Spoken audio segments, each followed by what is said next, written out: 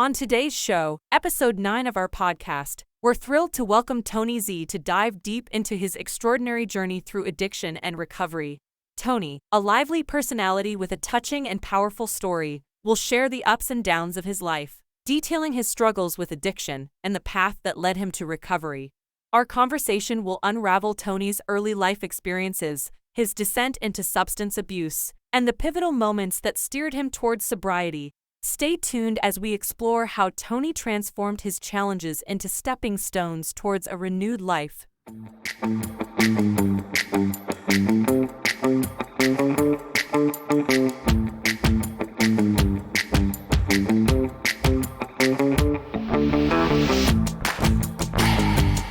Hello, and welcome to the Real Recovery Podcast. I'm Julie, your co-host, on this journey of healing and transformation. Together with my co-host, Peter, we dive into the heart of recovery, sharing stories that resonate with courage and inspiration. That's right, Julie. Each episode is a new chapter in this vast narrative of recovery, and we're honored to bring them to you. But keep in mind the perspectives you'll hear are for informational purposes only and may not reflect the views of the podcast or our partners. Indeed, while these conversations can be a powerful part of your recovery toolkit, they are not substitute for professional medical advice. We encourage you to seek guidance from your healthcare provider for any treatment-related decisions. And if you're facing an immediate crisis, or if you just need to talk to someone who understands, don't hesitate to call the Recovery Crisis Line at 503-223-8569. That number is also on our website. Help is available 24/7. Now let's begin our episode Of recovery, real recovery.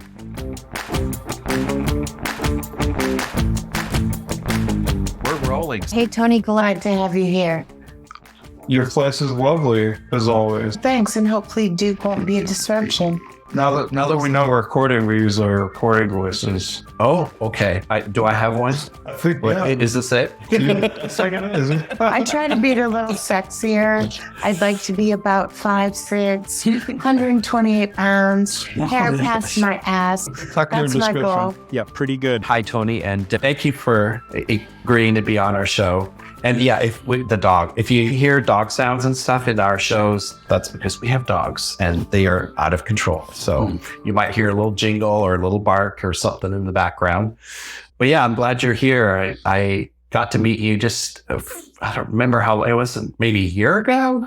And we did some outside of the meeting events like dinners and stuff. And I enjoyed your company. And so it's cool that you're here. We get to talk to you and hear a little bit about your history and what you went through, what you did to earn your AA badge. Everyone gets one, as we all know. And I met you through Roger, who actually has been on our podcast already with some of the best stories. Tony and I call Roger Daddy. It's a joke. But Tony and I have the same belly button birthday, so we're Roger's twins. Okay. And that's how we met. We've been to a couple. Same year, even? No. No, okay. I wish I was as young as you. I think you are. We're the same age. We're twins. Exactly. We are the same age. I love that. We are dying to hear your story. I've heard it a little bit, but not the whole thing. Yeah. And I haven't heard it, I don't think once. I don't know if I've heard it myself. I don't really get asked to tell my story. Really? And in meetings, when I'm asked to share, I don't usually tell my story. It's really easy just to have a contemporary, meaningful message without really going into much of my background. My sponsors always told me to share my story, that someone might hear something in it that's meaningful to them. And just haven't really put enough thought into it. But today we'll delve into it. We'll tackle that. We'll see how it goes. Yeah. Yeah. I think that what I've learned or observed in the program is people who share, a lot of times it's this abbreviated little packaged piece. And through our podcast, we hope to get a little more relaxed and full open version, because I think a lot of times people will say things when they're comfortable and they're talking about their life story that are more real or that may register with other people who've gone through the same type of situations. So I think that's important. And also different backgrounds. Everybody has a different background. So I'm curious what your background is, like what was your family life like and how you grew up and what led up to your addiction and then going into recovery. Mm-hmm. I was born into a kind of idyllic life, living on the Willamette River in Salem, Oregon. My parents owned a restaurant in Salem called the Golden Mushroom, and it's now still a restaurant to this day. They sold it at one point. It wasn't doing so hot. I remember growing up with a lot of green grass and the river literally flowing through my backyard, and my dad peeing in the yard and going out in his bathrobe, and we'd take he'd smoke cigarettes in his bathrobe and have a beer in the yard, and we'd take the canoe out and in our own yard just launch the boat right off the backyard. Oh, wow. That sounds awesome. Yeah, I still have the canoe, and I still enjoy a lot of the privileges that my folks raised me with. I lost my dad in recovery in 2003, and he got a chance to see me get better from my addiction. Nice. And that's the year he passed away. I spent a lot of time in hospice care with him, and him telling me how proud he was to see me get better in my early recovery. Growing up, my father was an alcoholic, not self-described though, so that's just our own assessment. A doctor may have said the same thing at one point, but I never actually heard anything like that. My mother, however, described him as an alcoholic. So you grew up in Salem, and it sounds like a fairly idyllic setting. Indeed. Growing up, my father yelled a lot, and my sister and me decided to... When was it that I'm going to pull it back together here. Was it you first tasted alcohol? What drove? Sure. I'll get to that. I'll pull it together here. You'll see. My mom and dad divorced when I was 2.5 years old, and my mom took me out of the house. Me and my sister out of the house. My dad just yelled and drank too much, and she brought us to her own apartment. We moved around apartments a few times until I was about 5 years old, and we settled into a nice little house where I still live to this day. At age 12 or so, my dad decided to move closer to us and be in Portland, to be near me and try to be a better dad and try to pull it together. He was commuting every day to Salem just to be closer to me, and I thought this would be a good opportunity for us to reconnect and have a meaningful relationship together that I'd been missing out on for a long time. And he didn't cut the booze. He still drank quite a bit. They always had those generic bottles of booze, the half-gallon bottles that are made of plastic and real tasty stuff if you ever tried it. I don't know. Oh, yeah. And I certainly tried a lot. So I didn't start drinking until a bit later. I was probably about 14 years old before I started stealing from him, stealing his cigarettes and his alcohol, his booze, and watering it down if I did tend to drink a little too much. And he didn't really cut the booze out or anything. He just at a certain point he wanted me to do all his house cleaning for him. He was just really, he didn't keep his house together, and he left like all his porno magazines everywhere. It was gross, and so it was just like a dirty bachelor pad. And I got to learning that was like the space when he was like out of town, or he had a beach house that he built himself, and he was always leaving town and going and traveling and stuff. So I learned that his house was like a place I could bring my friends and get drunk and smoke his cigarettes. And he never complained. He never even noticed. Ultimately, that was how I learned that I could drink and get away with it. And did he ever notice he'd watered down the... He never complained. My parents he must have noticed. Although one time they asked, they noticed, because I used to do the same thing. He just leave it out anyway. I think he just didn't care. And he told me when he was young, I found a blind man that was selling alcohol. He couldn't see that he was underage. And that's funny. Yeah, he grew up around the Tillamook area. Yeah, I think it was around the same time that my sister, She was 7 years older than me, and when I was just 7 years old, she ran away from home and she didn't return for a few years. She had a really cool style. She was a big impression on me in my youth. When I was 12 years old, she came back to live with us, and she gave me my sense of style, and she helped me realize that it's okay to look different and be different. And she gave me my first pair of Doc Martens, and then the grunge thing happened, and the music scene in Seattle and Portland were thriving, and everybody was wearing Doc Martens and plaid shirts. And so I got pretty quickly sick of that and started wearing like loud patterned floral print shirts and pink shirts and painting my nails and just looking crazy and feeling. There were just a couple people in school that were flamboyant as I was, and we were harassed and teased and putting barrettes in our hair and called us the F word and made assumptions about who we were, our personal lives that they knew nothing about. And I quickly learned that I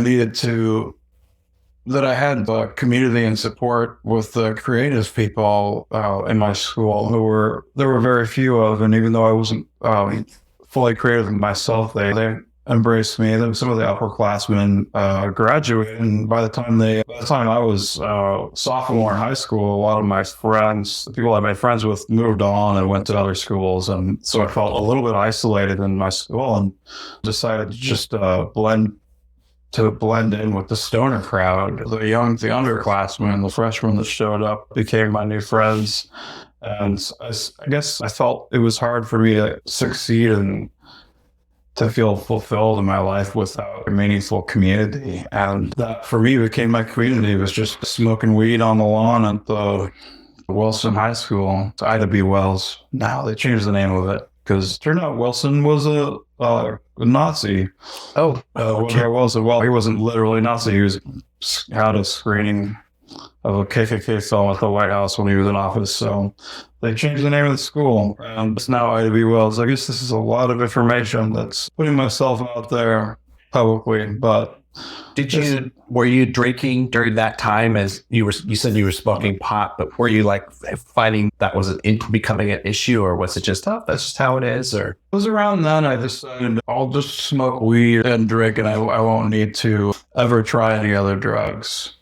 And this is all I needed to be happy in my lives. And told myself I'd never use heroin. There were actually a couple of kids who it became apparent had been using heroin, started missing school and disappearing, and people didn't really know where they went. And those were a couple of the friends I was talking about that I lost touch with. One of them went off to Philadelphia and made an album with a really well-known artist and became like his muse. And by the time I left high school, I wasn't really, all I did was psychedelics and alcohol, and I was babysitting at my mom's office one day. She liked to have me babysit the office when they go out to drinking at wineries and stuff, and all the realtors in our office so just leave me at the front desk while on the weekend or something, in case someone came in, they could leave their business card with me or get in touch with one of the realtors. And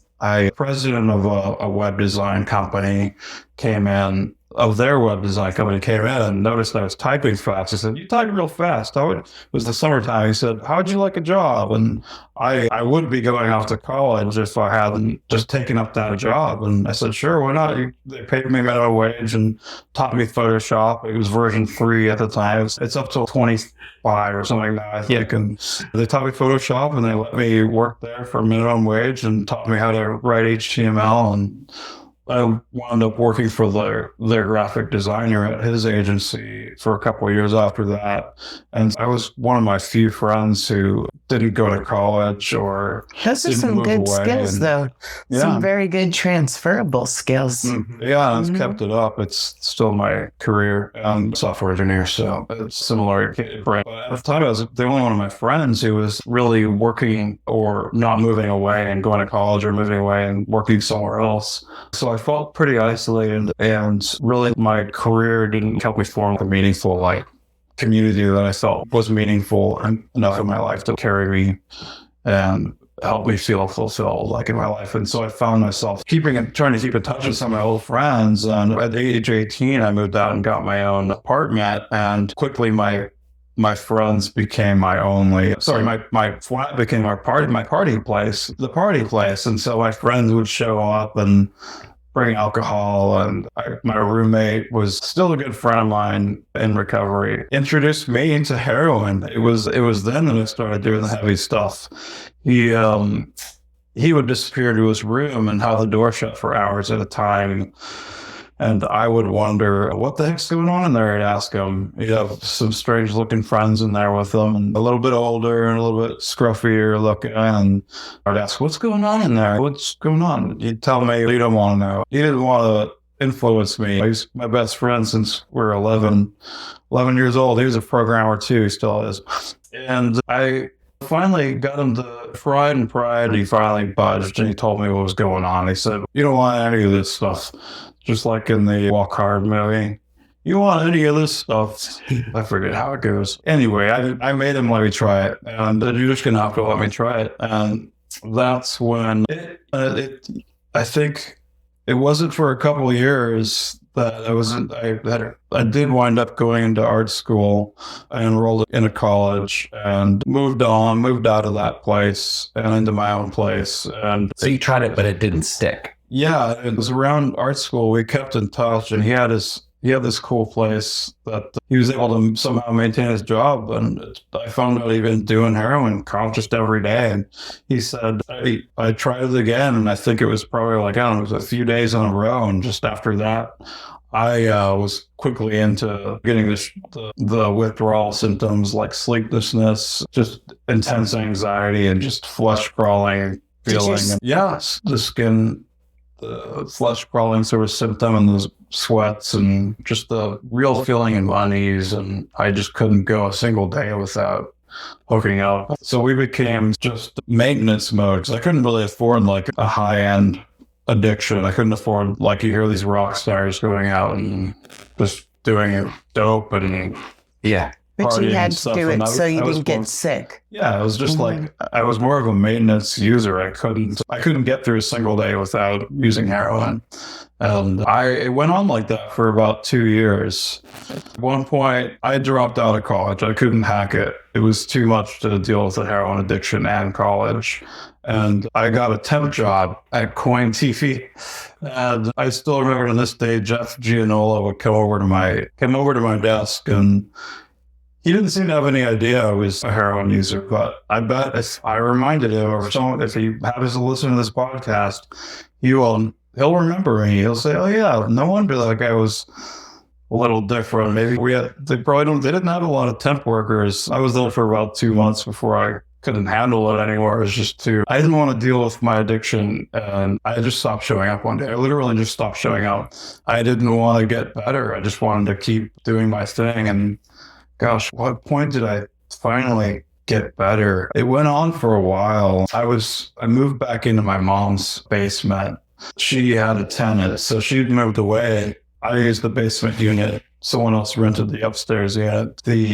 I started a band, and we'd rehearse in the basement. And I don't know how the heck I really maintained. I'd go to shows loaded. We'd play concerts around town, and my junkie buddy would come over and see the shows with us. And I think I was really starting to hit bottom, because I was just not really able to do anything in life and pull anything together that was meaningful or felt fulfilling. And I loved that we had some great music, and I felt like I was building these connections with these bandmates, and they ultimately moved upstairs and into the unit upstairs and rented the unit. It was a band house, and we had this whole like vibe where we were just rehearsing like constantly and working on material, and because we lived together.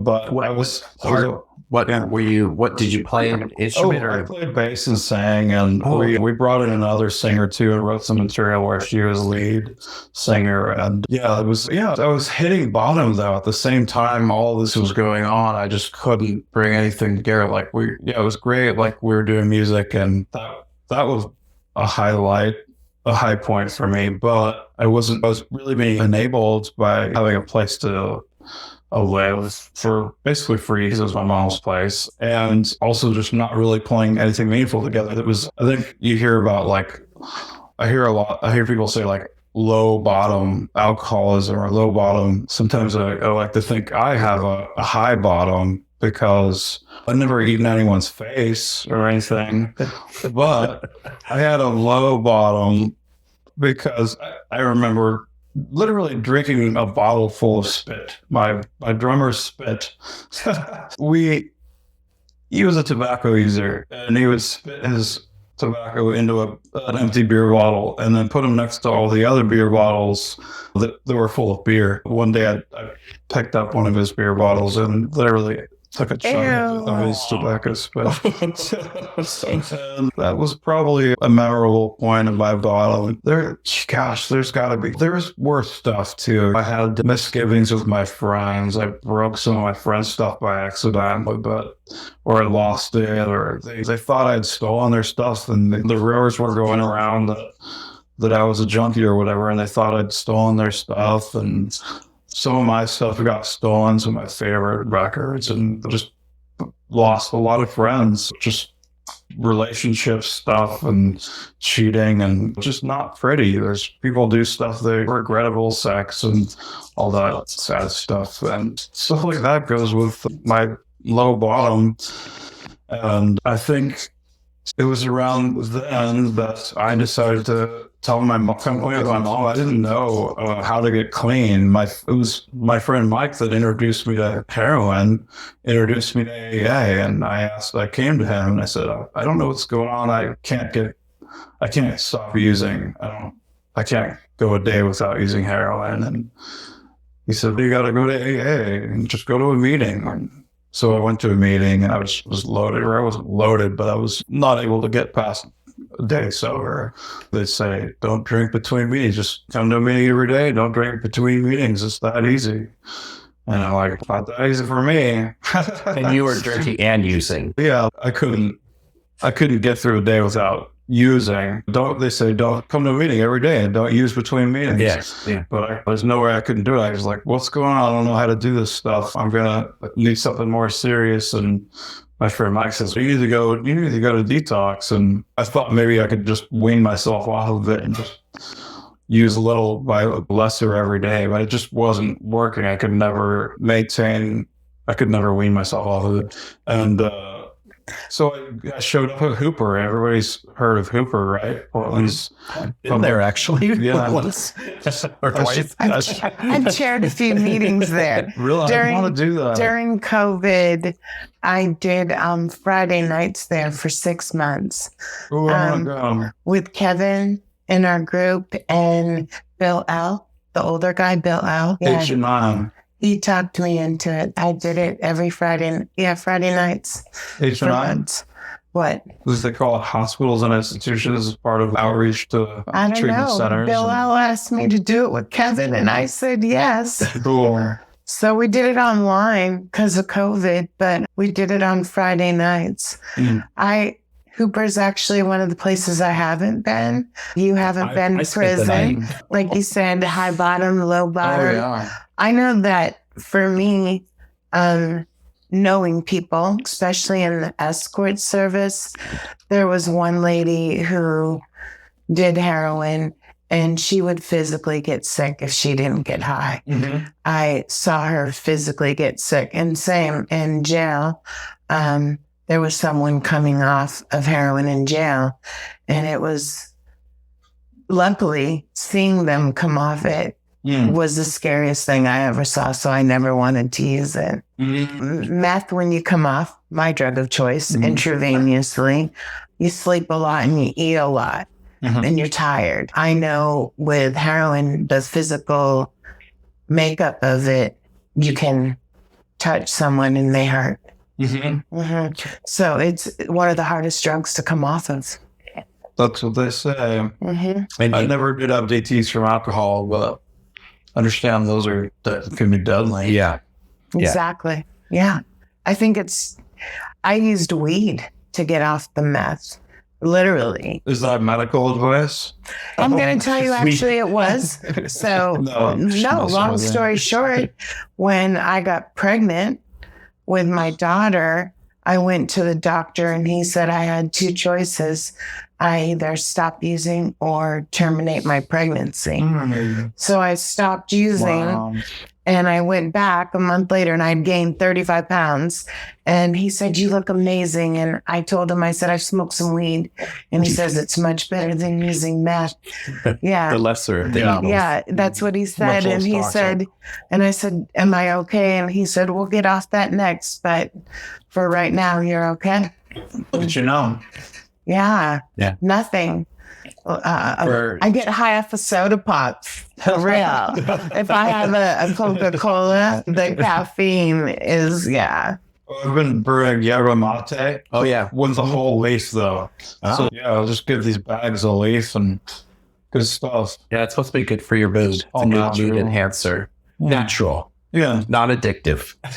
There you go. You were in Hooper, and that's where you got treated. Let me get back. I showed up at Hooper 6 a.m, 2 days in a row. They wouldn't take me. They said, we're full. Come back tomorrow. Oh, my gosh. And I guess that's, to this day, still a problem. There was just not enough treatment, public treatment. And I had health insurance at the time, and it didn't even cross my mind that there wouldn't be someplace available. Yeah, or it didn't even cross my mind that I could just call my doctor and be like, I need to go to treatment. I was just that, like, out of it, or naive, or whatever, ignorant. I don't know. I just thought, I just have to do what people tell me. I don't know what to do. I couldn't even imagine. I was just like set in my way, and I, stopped to think about it. And so what I did was I realized, I guess at some point I just finally realized, I have health insurance. Why? But in order to go, I decided I had to tell my mom. I tell her I needed help. And so I did. I called my mom up and said, Mom, I need to do this treatment thing. I need to take the medication my doctor prescribed me to detox from heroin. The doctor said, you could go into inpatient detox or you can do it at home. And so I said, I'll do it at home, and called my mom and said, I need to come stay with you for a few days. And it took 7 days to detox. And the doctor assisted me with the medication I would need to not go through those immense withdrawals. Yeah, the pain. And so I didn't really have to suffer immensely like you're talking about, Julie. Like, I didn't have to have that immense pain. Like, I was too afraid to even attempt it for 2 entire years. And I wasn't an IV user either. I never touched an IV. I always told myself, if I ever put a needle on my arm, I'm probably going to tell myself, that way. I mean, either accidentally or intentionally, who knows? My daughter's father died that way, accidentally. Oh, wow. So I understand. Yeah. It's okay. It made me even stronger to do the right thing so that she had one parent that was definitely sober. I'm lucky. My daughter's 32 and she's never seen me on a drug. So I'm really blessed. That is blessed. And so after the detox, I checked into inpatient, the 2-week inpatient through health insurance. The Seventh-day Adventist Medical Center is where they referred me, which is pretty close out here, actually. It's more 205 out here. And I went 72 hours without sleep because they would not give me any medication to aid my withdrawals. All they would give me is Benadryl to try to sleep, and it didn't work at all. I went 72 entire hours without sleep, and I'd go to I just remember going to the group therapy sessions. They had the sessions we were supposed to go to, and I was there voluntarily. I could have walked out of there, but I knew I needed to be there. And so I remember just like curling, literally, I couldn't sit in my seat. I remember crawling up on the floor and standing in the corner of the room, trying to participate in the sessions, but just being in, like you said, like your skin's in pain. I look at my hands and hold up my hands and notice that they were just red. My hands are just red and like throbbing, and just couldn't figure out how to curb the pain. And after about 72 hours, it started easing up, and I remember getting a night of 3 hours of sleep. I remember that was just like so amazing. I couldn't believe it. And so many weird symptoms and withdrawals. I remember just waking up and doing jumping jacks, trying to get back to sleep. I'm like, 3 hours is not enough sleep. I need more sleep.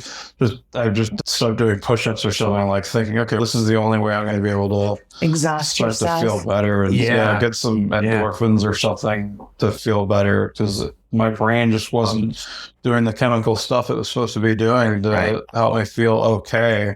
But it just gave me like the slightest bit of relief to do a little bit of exercise. And to this day, that's one of the best ways for me to feel a little bit better sometimes if I'm not feeling so hot. And it was there that I was introduced to 12 steps and recovery. I think that's a way a lot of people get introduced to the program, to recovery. There's different alternatives to 12 steps, but I found the 12 steps and I stuck with them. They said do 90 meetings in 90 days. And I did that. It's my favorite saying. I do it all the time. There'll be somebody that relapses in our group and I'll be like, let's do 90 and 90. And my new sponsee, same thing, 90 and 90. She didn't make it to 90, but I made 89 out of 90. And I swear every time it does me more good than the person almost. But I think the 90 and 90 and reading page 86 through 88 are some of the biggest blessings in this world. Yeah, reading those pages were one of my sponsors' first directions for my morning meditation. I can almost recite it to you. Upon awakening. Upon awakening. There you go. But and then what's the next? Yeah. We try to change our attitude for the upcoming day, which I need on a good day, especially if I'm working. Remove our self-pity, remove our self. It's right there beside my desk. Do you see how close it is? Yeah, interesting. I hear a lot of people say AA is a shame-based program. People or they'll call us a cult. And I think when I'm reading through that, I think, okay, I guess I can see how they could get that idea. If someone, without really considering what the meaning is for me, when we remove our self-pity and self-interest, self-seeking, I think I turn it into a positive. Rather than removing something, I'm actually adding something. What do I really want to manifest today? When I do my morning meditation, I want to be, I want abundance. I want love. I want motivation. I want energy. Okay. These are things that maybe there's some self-interest in there, but it's also a giving thing. If I have energy, I could be more giving. Right. Do a lot of community work. I don't think you're for abundance or energy. I actually don't think it's self-seeking. You're one of the least self-seeking person I've met. Yeah. And that your give back is good. That embodies my morning meditation. When I read 86 to 88, removing my self-pity, these are the ways I'm trying to reprogram my mind using these kinds of positive words and positive self-talk. And it sounds so cheesy to someone who's like coming into this, I've done all these different self-help things and I've heard all that stuff before, but man, this stuff really works for me anyway. I don't know. It's only cheesy if you haven't done it, right? I don't think it's cheesy once you receive it. And I also think there's sobriety, right? Where you don't use drugs. And then I think there's recovery, where you do 86 to 88. And there's been years when I was focused on my career and being the best mom and going to a meeting and just on that borderline of sobriety to recovery, right? And then there's the last years where literally when my sponsor died and I got back with Dawn, where recovery came into my soul. Does that make sense? And I didn't sponsor for a long time. I was very selfish with my sobriety because the newcomers scared me. I've never to this day in my recovery gone around anyone using. If somebody's relapsing, I'm not your girl. I'll see you at a meeting when you're trying to get it back together. I can love you from then. I can do gratitude lists with you. I can do 90 and 90 with you, but I don't go around anyone using. That's how I protect my sobriety. That's what works for me. So I think it's only cheesy until you do it. You know what I'm saying? And then I think it becomes a way of life, or it talks about what is foreign at the beginning naturally become your thought process. Oh, intuitive way, There you intuitive go. thought or action. Mm-hmm. Exactly. How does that go? I forget. But you're on the money. You're Yeah. exactly what used to baffle us will now become an intuitive way of thinking. That's exactly what I'm talking about too. Yeah.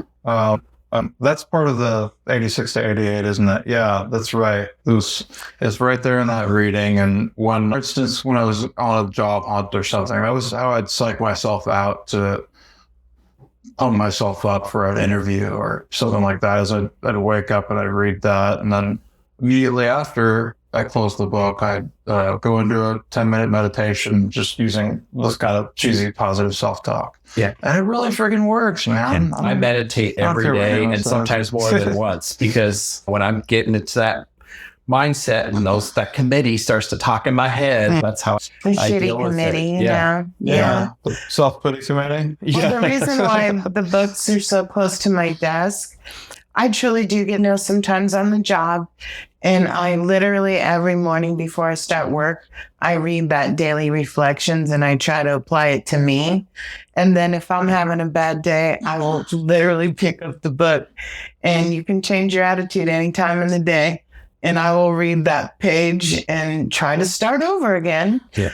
I won't say that I'm a master at it, because I'm not. It's something. Progress, not perfection. Thank God. If it isn't progress, not perfection, I'd have been kicked out a long time ago. So when you started going to the meetings, did you start with the group that? Oh, I started out on the Zoom meetings. It was the the original meetings I went to were you pick up a directory printed. It was 2003.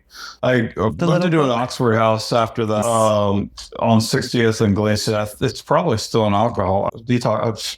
At Oxford House to this day, for all I know. But I might go back and visit them one of these days. I wound up relapsing in there. I started driving. My sponsor advised me to. I went to Night Owls. It's moved around. I used to be in the Alano Club. Oh, yeah. That was my home group. We were a wild bunch. We'd go out and in the middle of the night, walking through the woods, pitch black without flashlights, and like stumbling over each other and do all kinds of fun stuff like that, or drink coffee at midnight and just goofy stuff like that, and smoke way too many cigarettes. And my sponsor was a cab driver. He told me to get a job driving a cab, so I did. And I'd drive drunks home, and they'd barf in my backseat. And one day a guy tried to pay me in crack. I said cash only. He had a sex worker with him. I dropped him off in Old Town. It was like noon on a weekday, and he paid me in cash. And got out of the car, and I guess it was closer to the end of the day, but at the end of the night, I was cleaning, vacuuming it out, and I found a crack rock in the back of my cab, and that was my first relapse. I took it into my Oxford house. It was not worth it. I was high for 5 minutes. It wasn't worth it, but I kept it to myself. I didn't want to get kicked out of there, so I lied about it. I didn't tell anyone, and I went back, and after I moved out, I made my amends, and I said, sorry, you guys, I got to complain. I came to their business meeting, and they were like, you were a good housemate, and you're doing recovery. We're proud of you. We're glad you got honest with us. And that's when I hear someone say this is a shame-based program, I just feel like maybe they just haven't experienced it, or I remember feeling shame and coming into the meetings and feeling like I was the only one who couldn't figure it out, or feeling ashamed about it. But if listening to what people say, people are encouraging and positive. And if someone's not getting it, we're encouraging, and we say keep coming back. Absolutely. Yeah, we share equally. And if someone's struggling, we bring them closer. And it's tough stuff. Have you ever heard of alcoholism as a disease? I don't know. I guess Mitch Hedberg said that alcoholism is a disease, but it's the only disease for which you can be yelled at. Very true. Like, you don't say, what the fuck? Why did you go out drinking again? Yeah, you don't say that. You don't say, what the fuck? Why did you go get cancer again? Yeah, exactly. Ridiculous. It is. Yeah. I took a turn there. It's okay. But yeah. It's been a journey. I went back out. I got stuck. I got a programming job at the prestigious printing company in town, the higher end printing company in town. And I don't know, my superior or whatever you want to call it, like the team lead guy was like a really functional alcoholic. I don't know if you call it functional when you're literally like barfing in the gutter and driving home. He was functional in that he showed up to work. I don't know how he drove so drunk, but he did. And that was when I was introduced to the gay clubs too. That was fun. So I'd go out drinking with my superior, for lack of better words, and I convinced myself that I could drink again functionally after 7 years of sobriety. In that job, I decided that I remember going out drinking with him and staying sober and saying, I'm just gonna keep doing recovery, and I wasn't going to meetings or calling my sponsor. And after a few times, I was like, I'm just going to be a casual drinker again. And I thought that would work. And my ego got the best of me. I thought, even after I'd learned how well recovery worked for me, I would just keep the parts of it that were like the meditation and keep all the benefits and just go back to casually drinking again. What ultimately happened was I began abusing my prescriptions, and my doctor allowed me to do it. They would just give me way more meds than I needed. They were giving me oxycodone and stuff that is really bad for a heroin addict. Yeah, they could have gotten away with much, much less than they were giving me, or an alternative medication. And they knew I was an addict in recovery. What ultimately happened was I became a daily heavy drug user again on prescription meds, and totally abandoned my recovery and wound up back in the same patterns. And it's really weird what happens when you learn all the useful tools. When I learned all the useful tools of recovery, you can't forget them. Convinced myself they didn't work. But yeah, I remember them. I took parts of it and kept parts of it, and just convinced myself this is okay. I just kept. It's weird how I reason with myself, but ultimately, after a 10-year marriage ending in divorce, and the onset of the pandemic and riots happening in Portland. I don't know if you remember near the beginning of there were protests. There were also a couple of incidents that were apparently ended in, I don't know if they ended in riots or something like that, but they ended with curfews. I just remember the police calling for curfew, and it was right then that my 10-year marriage came to an end, and my ex-wife had checked into a hotel downtown, the Benson Hotel, and a curfew was called on the same night, and the pandemic had just started. There was like a cruise ship in Italy that had been quarantined or something like that. Yeah. And everybody on board had COVID, and I guess it was 2020. It was like March 2020 or somewhere around there. I think that was a particularly crazy, difficult night for me. I remember my ex-wife was like gone for the first night apart for 10 years. We spent plenty of nights apart, but of course, on this particular night, it was particularly harrowing because all this other crazy stuff was going on. Yeah. They were saying, be in your homes by 8 p.m. And that was just a really unusual. I just remember feeling, okay, this is how the world ends. This is what the end of the world looks like. And I had already been thinking about world ending scenarios for the past 10 years or so, but this was like, okay, this is how it ends.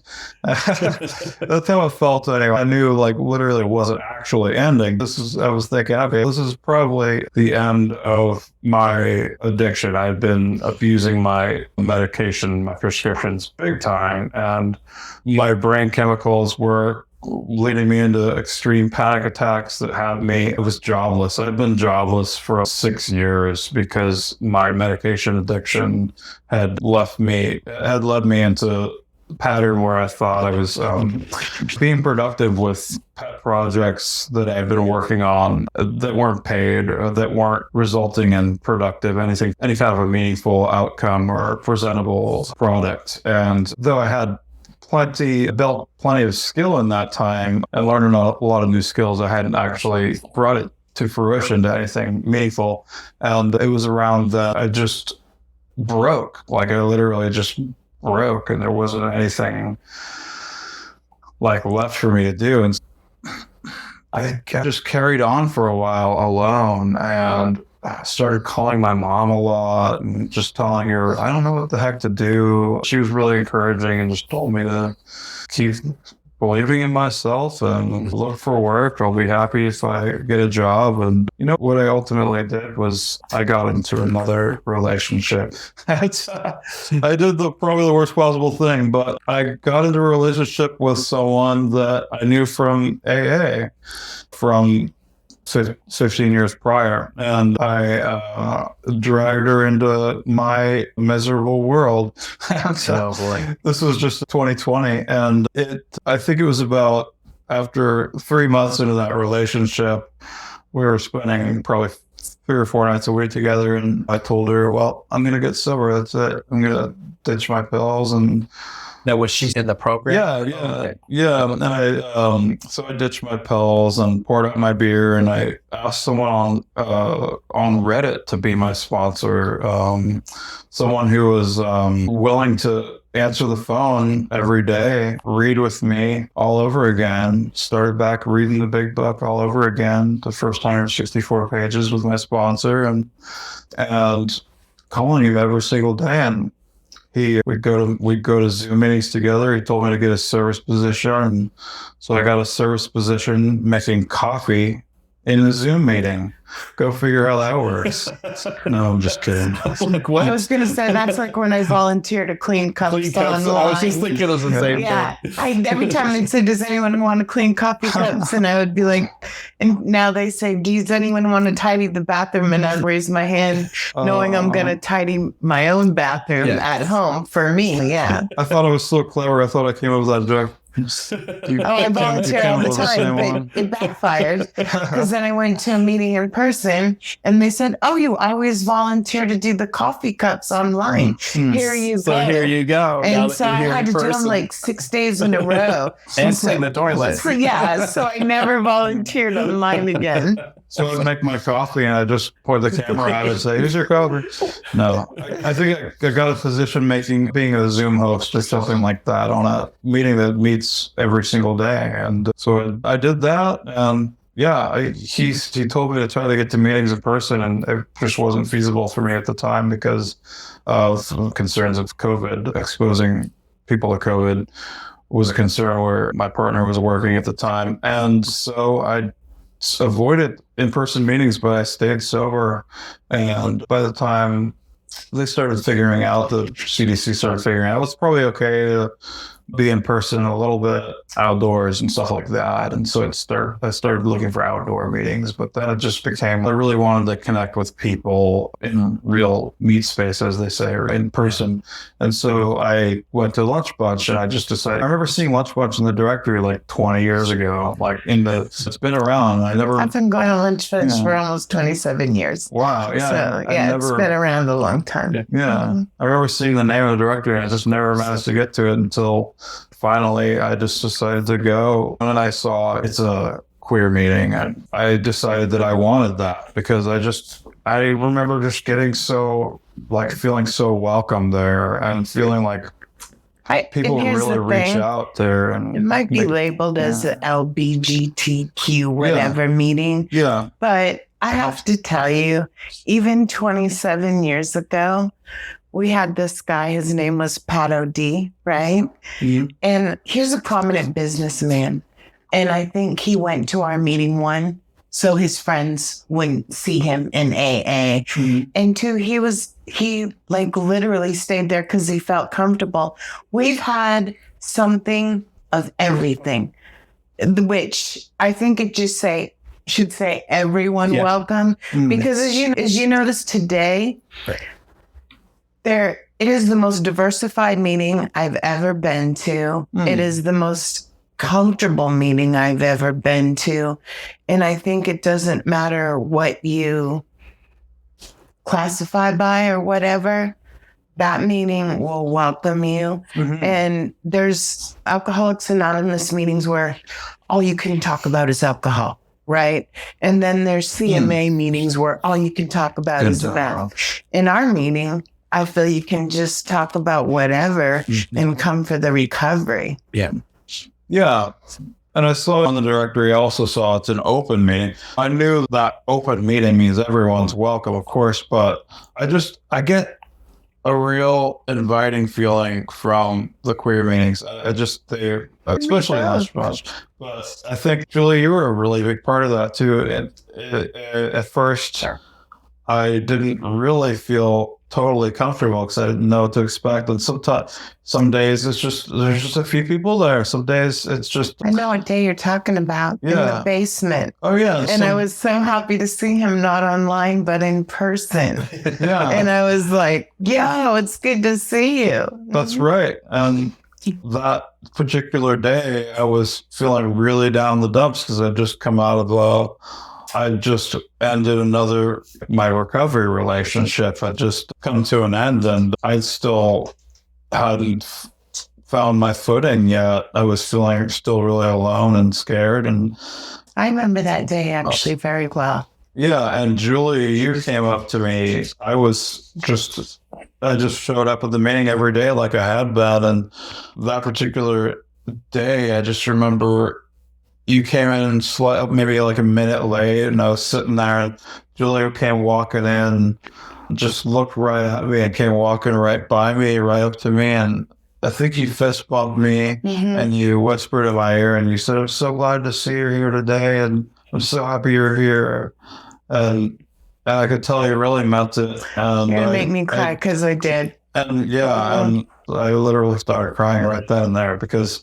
I felt so grateful, like the immense gratitude I feel just feeling I call AA my family because I abandoned my friends in my life and my isolation. When I say I abandoned them because I chose my addiction and I chose my new family. And they say family because in a way, we're better than family because we choose each other. Yeah. I agree. Yeah. It's my chosen family. Yes. I am an only child and I never had a brother until Peter. Seriously, I think it was Father's Day dinner. Oh, see. And Peter said, I was talking about something we hadn't done. And he said, someday I want to do a podcast. And I was like, oh, I'll do that with you. And cool. Here we are. Like, what is crazy is that I am the least technological person. I ran Sprint for almost 20 years. Doesn't mean I programmed the phones. It means I talked to the crazy person at the beach that had no service. And I don't set up the equipment at my job now. I have an IT department, but Peter is so technological. And I am so comfortable with people and the combination. And then it's crazy because it takes me a minute to feel comfortable with people sometimes, as far as my inner circle. I can go into a meeting and say hi to anybody and feel comfortable, but my inner circle. And when I met Peter, by the time we were to the meeting in the car, I loved him. And it's just crazy, but it is my chosen family too. And it's sacred. It is sacred. Like Roger, we joke around and we call him Daddy. Mm-hmm. When I was working too much, literally 65, 70 hours a week, Roger came to see me at work because I couldn't make it to a meeting. And I will never forget that act of kindness. Mm-hmm. Even like sometimes he wants me to do too much and I have to whatever. But he really looked out for me. The same with Don. They came to see me at work and made sure I was okay. And that was probably the most difficult year in my recovery. Because I was working so much and I couldn't go to as many meetings. And I got mentally sick, not only physically. Yeah, I really did. Yeah, Roger was there for me too in my moments of pain. And come over, I'd say, I'd call him up and I'd say, I need to visit with someone today because I've just been isolated and just coming out of the addiction is painful. Just even in the first year can be rough for me. And Roger was there for me. I would He's a good guy. Call him up and say, I usually don't make plans except a day in advance. I don't do spur of the moment, but I'm going shopping in your neighborhood. He'd come to the Freddy's by my house, and I'd ride my bike down there, and we'd get coffee and make crude jokes, and I'd call him Daddy. He just thought that was hilarious. At first, he was really pissed off at me for calling him that. It's my favorite, just so you know. And then because Tony called him Daddy, I had to start calling him Daddy too. Yeah. And one night everyone's daddy. And we were at dinner one night, and we were going by Hoda's restaurant. And he was like, "Have you ever been to Hoda's?" And I was like, "Daddy's a hoe." And me and Tony were cracking up that night. It was perfect. And I've called him Daddy since, because it's a term of endearment in a refined way. Yeah. Like what Roger did and you, we talk about service, and I feel like the service, people think, oh, you have to secretary or make the coffee. But I think there's more than that service. I think stopping by and keeping you company or meeting up with you, going up to someone and giving them a hug and saying, welcome, I'm glad you're here. Those are all little parts of service. And even this podcast, being able to share this out there. This is our way. They say, find your way. So this is what do I have? I have these skills. How can I use them to give back to our community? What are some of the things that you do in service? Because I know that you do different things and are involved. Thanks for asking. Yeah, you're right. Vision right now. Is just one thing, and we're a service when we're not even aware of it, just by interactions with people. And if we feel a meaningful connection with someone, we've probably been of service. And I've been doing outreach, which is interesting lately, in the street outreach. Oh, okay. And working with just trying to bring resources and supplies and things around to folks in the street who are unhoused. And it's been interesting. Most of them, I don't know the statistics, but I think many of them are in active addiction. And I don't, Portland right now. I'm safe because I don't go alone or anything. So we go in teams. And it's just Narcan and food and socks and clothes and blankets. And it's Southwest Outreach. It's not an officially organized group. It's just some mostly retired folks around the neighborhood that they're introducing me to different camps and stuff around the neighborhood. And that's interesting. I don't push recovery on them. If someone's hurting, I say, I've been there. I'm better. I've found a way to feel better and get better. And how valuable is that? Yeah, and I haven't really had a chance to see it make a difference yet. See, time will tell. You also host the Sunday meeting. I think you're of service that way. Right. I've seen you Zoom host again. I've seen Roger, Tony A, Tony Z. Just the A to Z Tonys. We never know who's going to make it out or make it back. I choose not to leave. That's what works for me. I just stay. I'm scared. I am literally scared to leave the program. Portland being number one city in addiction and 50th in treatment services available. And we are right now have the highest homeless rate we've ever had in Portland. So when you get a moment of clarity, like you said, and you go to Hooper and you're turned down because there's too many, not everybody has that moment of clarity twice, right? In a perfect world, someone would have a moment of clarity and be able to go into treatment. That's not always possible. We do absolutely need more places. We'll get there, though. Yeah, it'll be interesting to see how that goes. And I'm really glad I found recovery again. I was able to pull my career back together. I was able to make some new friends that I call my family now. You're in a happy new relationship. I was able to resume bonds with old friends and and real family, extend blood, whatever you want to call it, nuclear family. And Tony just had a birthday 2 weeks ago. This program I've been working it by the book with the old school way, but also doing some of my own way. I keep it secular. I don't know what's out there, and I use the word God because people know what I'm talking about when I say God. But inside, my belief is different. It's my own individual experience, and I do listen to when uncanny messages appear before me.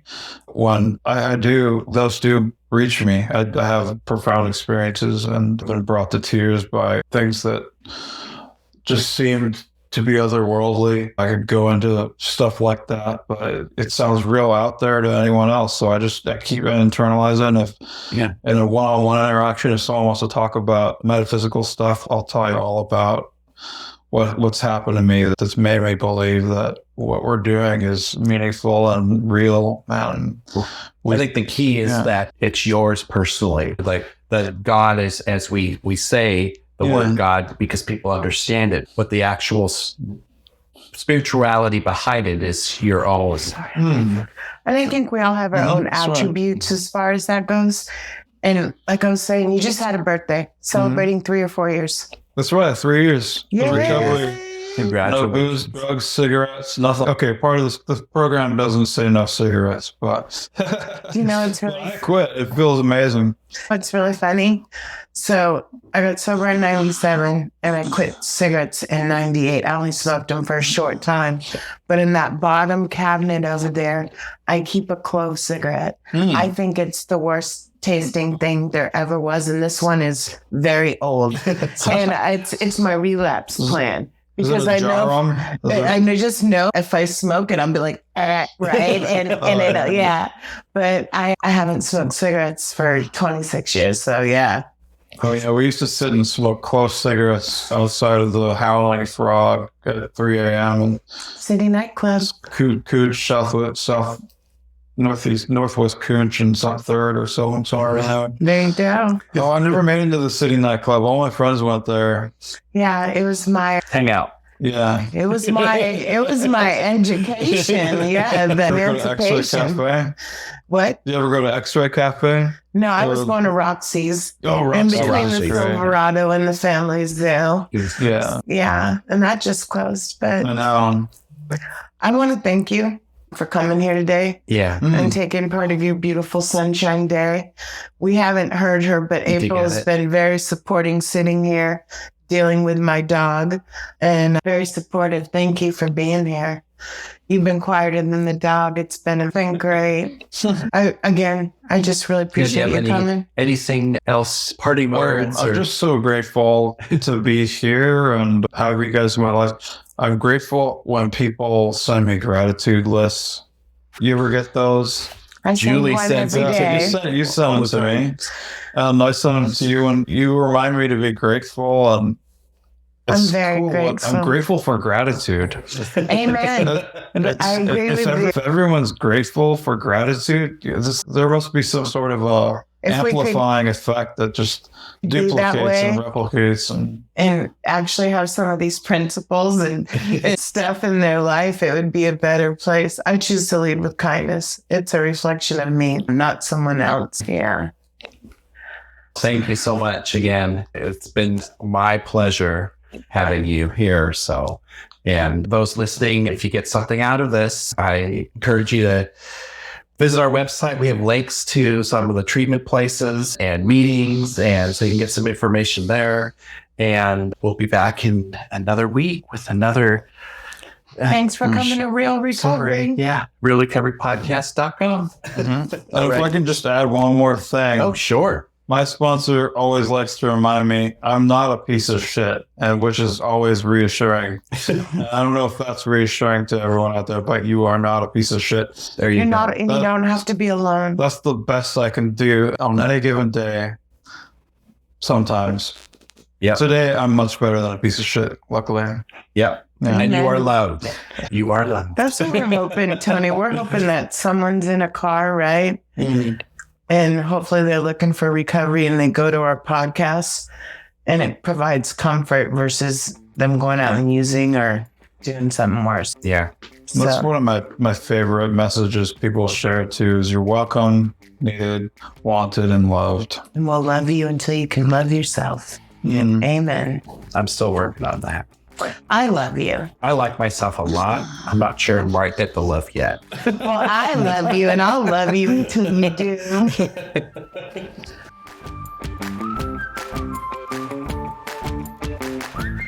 And that's a wrap on today's episode. Thanks to each and every one of you for lending us your ears and hearts. Your engagement is what fuels our passion and keeps this podcast thriving. We cherish the moments we share here and hope they resonate with you, whether you're on a daily commute, at the gym, or just taking a moment for yourself. Make sure to head over to our website at realrecoverypodcast.com. While you're there, subscribe to our newsletter for the latest insights and uplifting stories from our community delivered straight to your inbox. Click that subscribe button on your favorite podcast player too, so you can keep up with every new episode. It's your support that keeps our conversation alive and meaningful. And if our stories have touched you, consider using the donate button on our site. Your contributions, no matter the size, are deeply appreciated. They help us continue our mission of sharing hope and healing. Join us beyond the podcast and follow our journey on social media.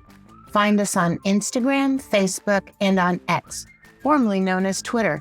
All the links are on our site, so you can stay connected and be a part of the Real Recovery community every day. Your likes, shares, and comments not only spread the message of recovery, but also remind us that we're all in this together. So, until we meet again, remember that recovery is a journey, not a destination, and we'll be here to accompany you every step of the way to recovery. Real recovery. Thanks for listening.